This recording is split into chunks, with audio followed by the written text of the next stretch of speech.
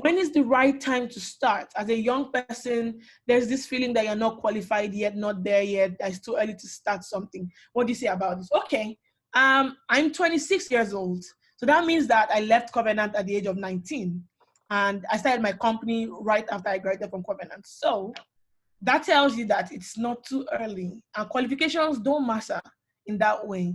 I graduated with a BE in computer engineering. I'm working in finance.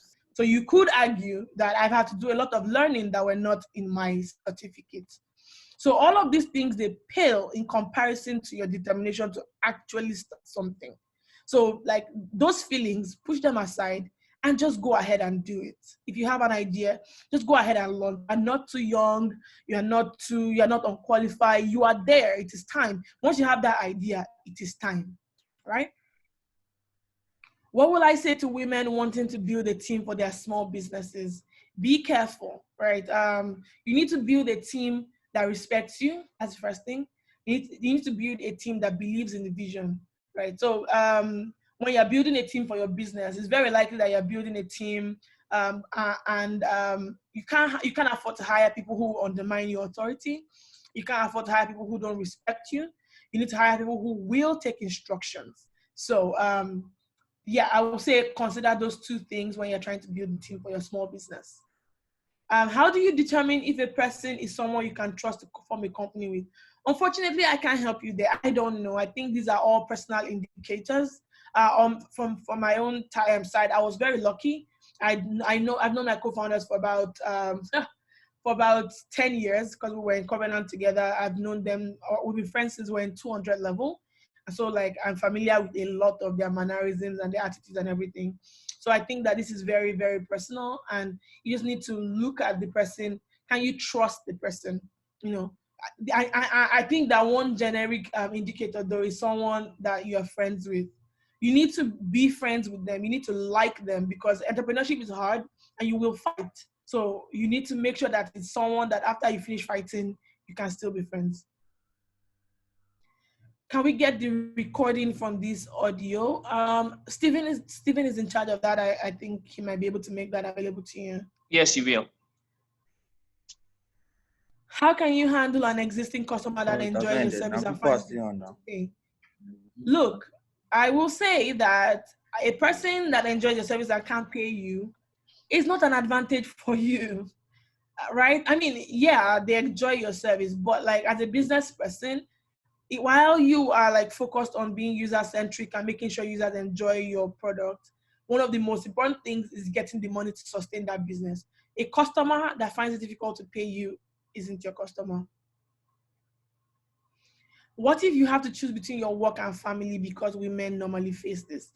So you see, I don't have a family, I don't have any children, I'm not married, but my mom, who is also a university professor, had us, and she had her work.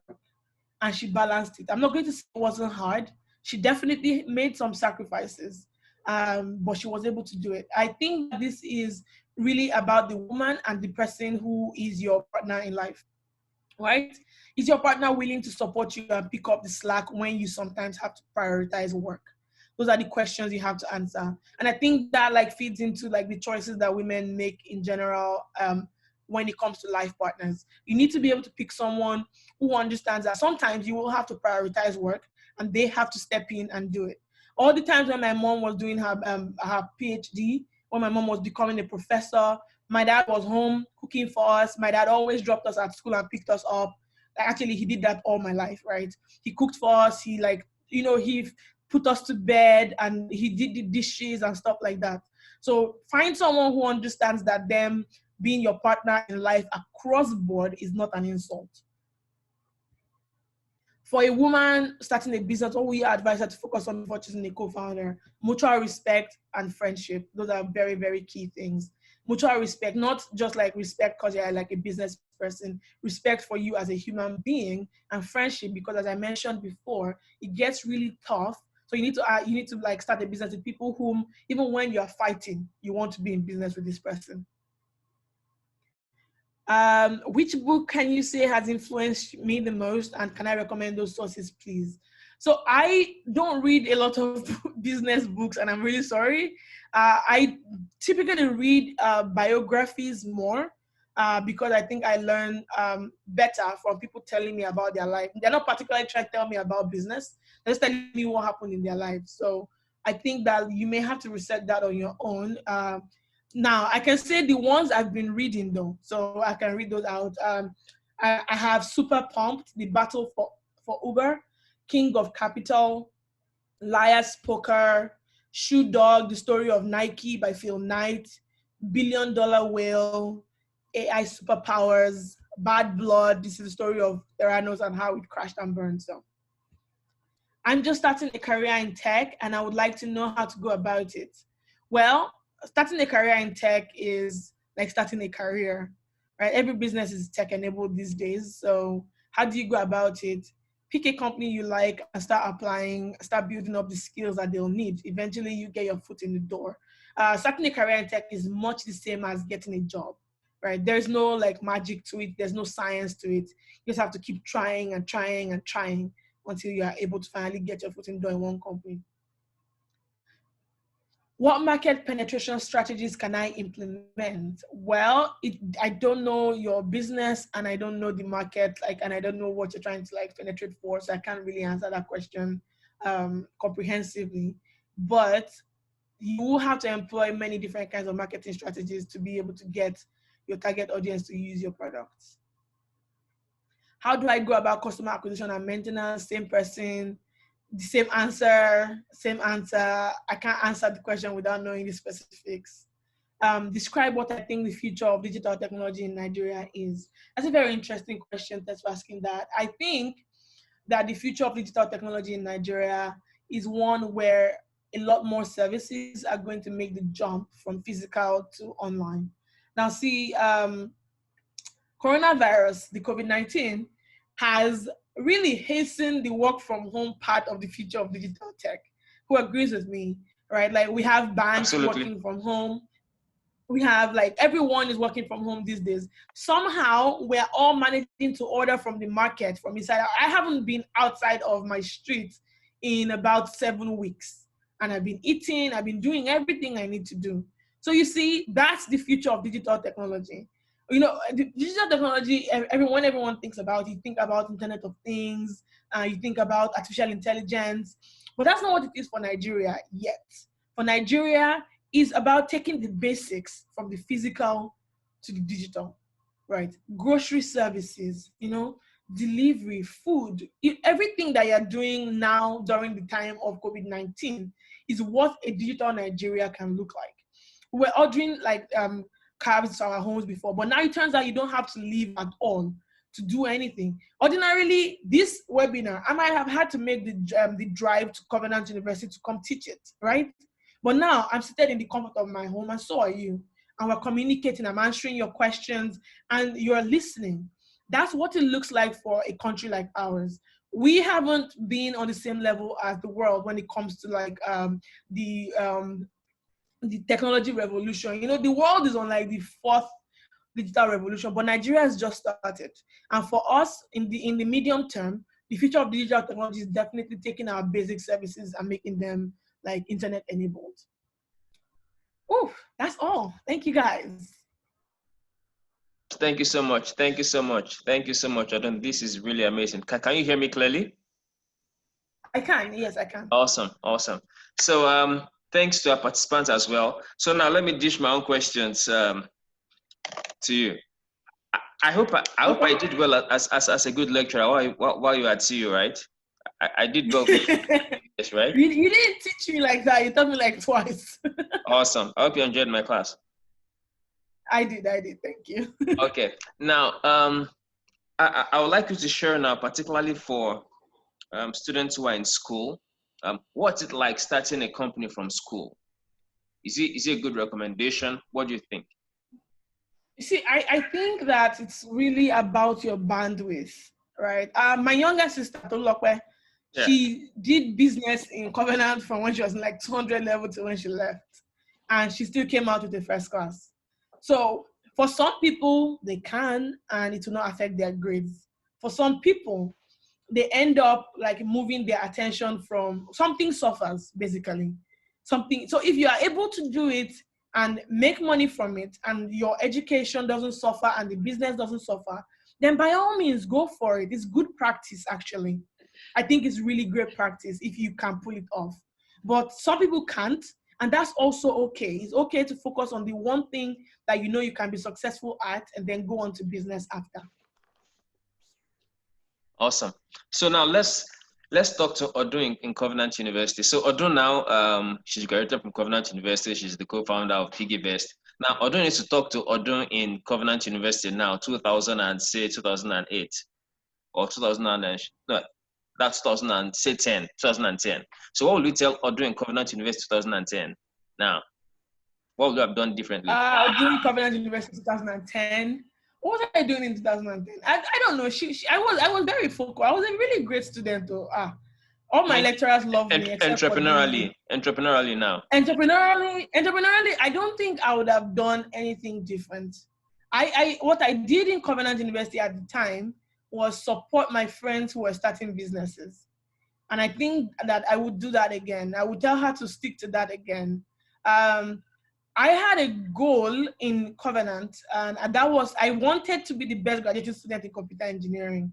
That was very important to me. And so I put all of my focus into that. And I would tell Odun then again to do it again. Like, right, it was very worth it. Like, that's one of the like achievements of my life. I really enjoy being able to say that. And so I would completely do it again. I would just tell her to keep taking the back seat while in Covenant, and then, you know, come out and be a star after. Awesome. So my final question to you in this session is this. So what's your journey like? Journey from Push CV to PiggyVest? You kind of touched a bit of it during your session, but I'd like you to be more detailed. The journey from Push CV to PiggyVest. It was very hard. When we started Push CV was growing, but we are serial entrepreneurs. And so we always just felt like, oh my God, there's something missing. And there's something that we need to still be doing. And so that's what kept driving us to create more. So we created and we just kept creating. And we kept failing. We lost a lot of money, you know, our own money, because we were bootstrapping and we hadn't raised a lot of investment. Along the way, we created 4 products that failed. Push CV ran out of money, and we had to downsize to to have like 5. No, actually, we had to downsize from 21 staff to 3, and what we just kept pushing. In fact, in 2015 December, right before that idea for PiggyVest came, I was ready to give up and just tell my dad, I think it's time for my master's degree. And then a week after, the idea for PiggyVest literally dropped. And so the journey was tough. We were not receiving payments. I went salaryless for like 3 years, and had to rely on my younger sister for support, my dad. It was a really stressful time, but will I do it again? Yes, because it was really worth it. Awesome. Thank you very much, Odun. This is really, really cool. Thank you for the session and the nuggets. And I hope that our participants picked quite a number of things that they could learn from this. We pray that your work will continually increase and boom, and things will go well for you. Now, to our attendees, we've heard from what Odun has shared, and I hope you picked a number of things. I also hope you took notes. Anyway, this is being recorded, and we will find the appropriate time to share, so that you can always have a recap and also refresh yourself regarding the nuggets shared by Odun. And now this is for us very important. So at EduStart, our mission is to cultivate high-growth entrepreneurs and talents, so that they can be able to create value, opportunities, and wealth. Categorically, basically to create prosperity. So, and that's why we are making efforts to get the likes of persons like Odun to share from their experiences, so that we all could learn from such process and also apply and also help transform the world around us, no matter how small, whether in your community or in your family or in the nation or the continent or the world as a whole. And that's why we exist, basically to create value and make things a lot better. So thank you very much for attending, and thank you for the things you picked. Thank you once again to Odun. Can you all just click raise hand again just to applaud Odun for the contributions she just made here today. Thank you very much. God bless you richly. And also the PiggyVest family. a number of which have made us proud, me as an individual personally, as well as Covenant University as an institution. Our love and greetings to Terry, to Joshua, to Sumto, and the rest of the team. Thank you very much. Bye-bye. Thank you so much. Bye. Thank you all.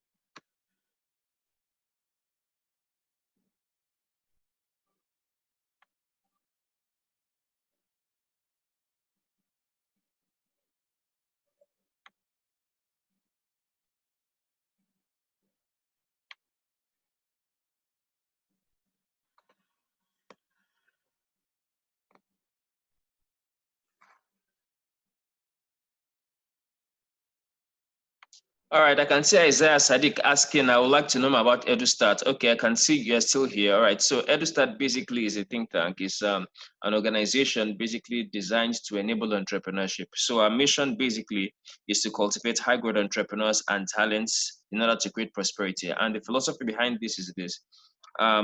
Looking at our nation, Nigeria, and the challenges around how talents are being developed, and the gaps and the high level of growth unemployment, it just makes sense for us to focus on cultivating the agents that will help us to create opportunities, value, and wealth. So that's what EduStart basically is pushing. You can go to edustart.global, that's our website, to learn a lot more about EduStart. You can also follow us on social media, Twitter, Facebook, also Instagram. You can also explore our EduStart online community by going to edustart.global, where you will find the place to log in as a community member and also learn a lot more about EduStart. To find out more, you can just send an email to learn@edustart.global. I'll just share that at the chat section now so you can have a look at it. Learn@edustart.global. You can do us an email and get in touch with you. All right, thank you too. I can see lots of greetings on the chat section. Thank you. Thank you, Damlola. Thank you, Manuel. Thank you, Speaksy, Temitokwe. Thanks to all of you too. Ojima, thank you. Okay, thank you. Thanks to all of you. Bye-bye.